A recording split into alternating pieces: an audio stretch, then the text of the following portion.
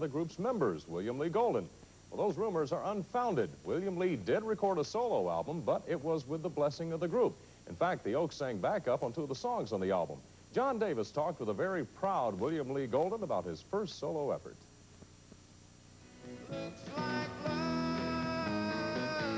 is the only way out.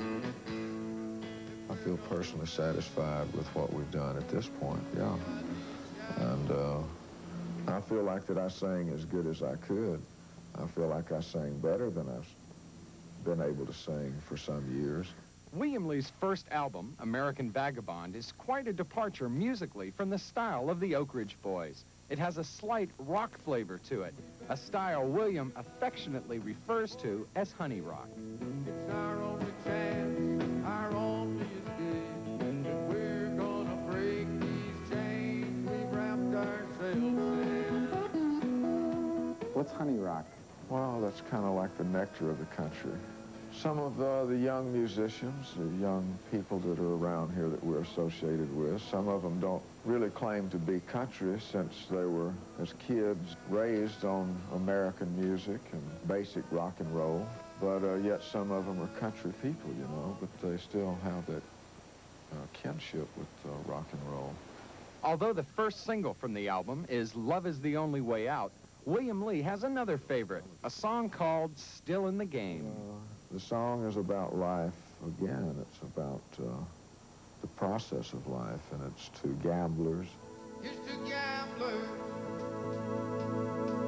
who hold to the game. Then it's a verse to believers. And they stand there watching the sky. And they stand there ready to glide.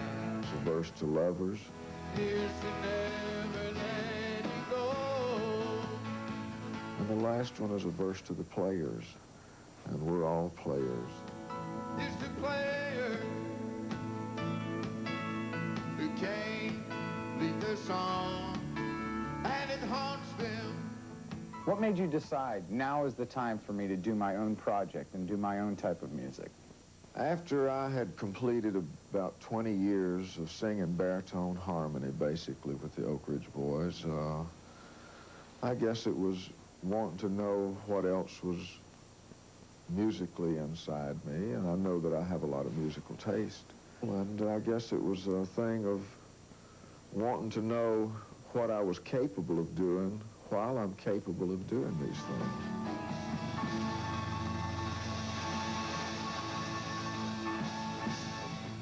I wonder if he gets noticed on the street when he walks down the streets of Nashville. Well, I tell you what, one time I saw him going by in a Jeep, and it was the hair was flying. Oh, yeah. It's William Lee. That's right. Now, about his album, not only did the Oaks perform on the record, as we mentioned earlier, but Roseanne Cash and Vince Gill contributed background vocals as well. And there's also a heavyweight guitar player on the album, Larry Crane, who plays acoustic guitar for John Cougar Mellencamp, is on there as well. So you have a lot of people who are no strangers to the top 10 out to help William Lee Golden achieve that for himself. That's great. Well, you know, while we're watching William Lee's albums climb up the charts, here's who's hot this week in Cashbox Top 10 Countdown. Room for everyone, living in the promised land. At number 10, it's Living in the Promised Land by Willie Nelson.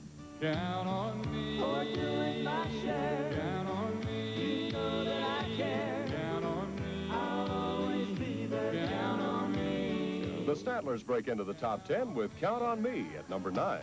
Don't give up. Read my lips. Read My Lips by Marie Osmond is at number 8. Hey, my baby, rocking with the rhythm of the rain. At number 7, the Judds have another hit song with Rockin' with the Rhythm. And the last thing I needed tonight.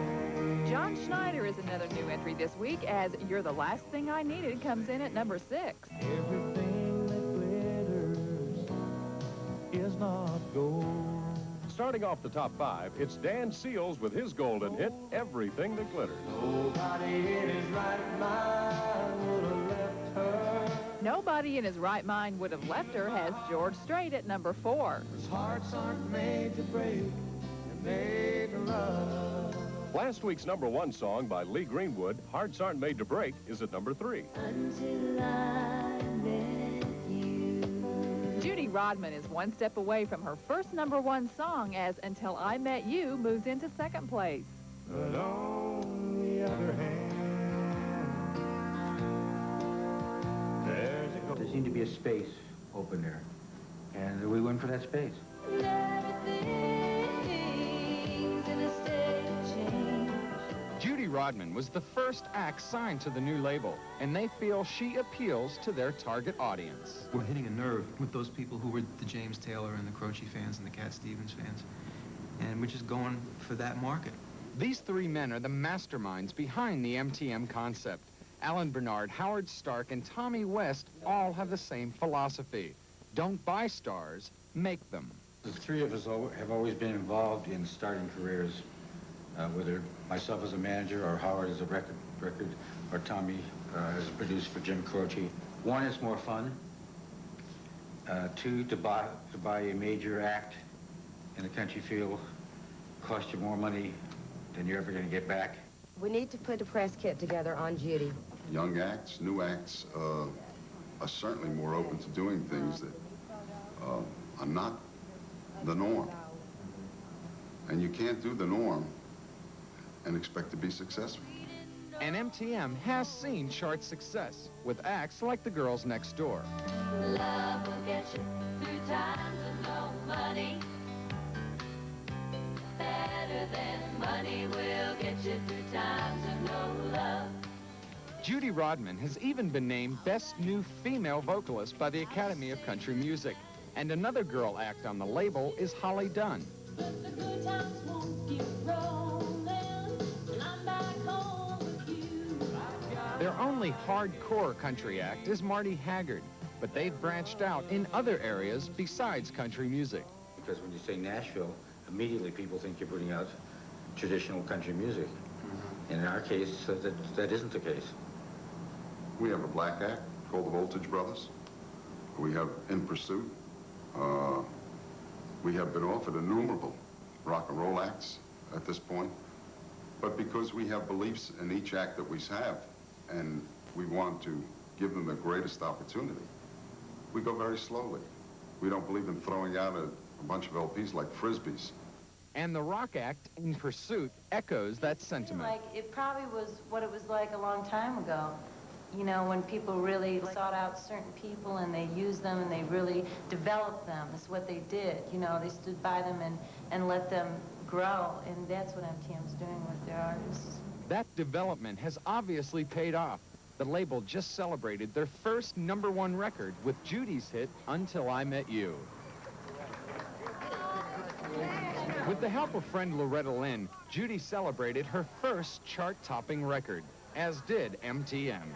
Right now, I'm the figurehead for something that a lot of people accomplished. You know, my label, and it's like family time, you know? And we're celebrating something that we all worked real hard to do. When you first came to town, you said, we're coming in quietly, like a kitten, like your MTM mascot. Do you feel ready to roar? We have roared. The charts roar. Now, you notice the name is MTM Music Group. It's more than just a record label. It's a publishing company as well. And once again, they didn't sign any established songwriters. They hired struggling writers who needed a break, and it's kind of a refreshing change from the norm. That's right. You know, this seems to be a lot like the old studio system in the movies back in the 30s, 40s, and 50s, where they would take unknown actors and actresses and make them stars. But John says, according to the folks at MTM, their contracts aren't ironclad like the ones the studios used to insist on. But whatever their system is, it's working, and they are hot. You bet.